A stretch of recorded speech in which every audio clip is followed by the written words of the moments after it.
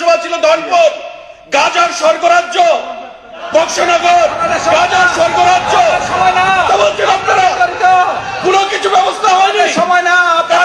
বাণিজ্যকে তারা মদত দিয়েছে, মানুষ নতুন করে রাজ্যের অর্থনীতিকে নষ্ট করেছে।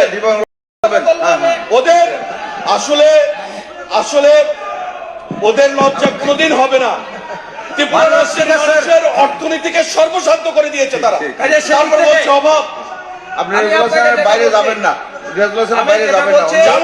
জামাই আদর দিয়ে বিধানসভা ছিল ধনপুর, গাজার স্বর্গরাজ্য বক্সনগর, গাজার স্বর্গরাজ্য।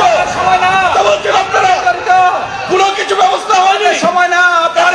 বাণিজ্যকে তারা মদত দিয়েছে, মানুষ নতুন করে রাজ্যের অর্থনীতিকে নষ্ট করেছে।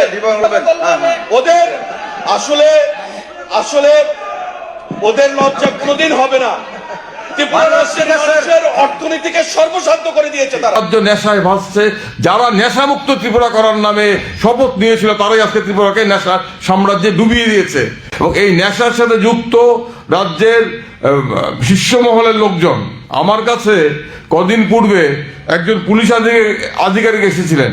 তিনি কথা প্রসঙ্গে আমাকে বললেন যে ত্রিপুরার মানচিত্রটা নেশার প্রশ্নে 3 ভাগে বিভক্ত।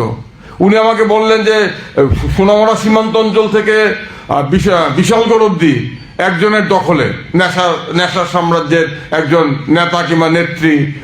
আবার এরপরে হাওড়া নদী অব্দি আরেকজনের দখলে, মোহনপুরের দিক আরেকজনের দখলে।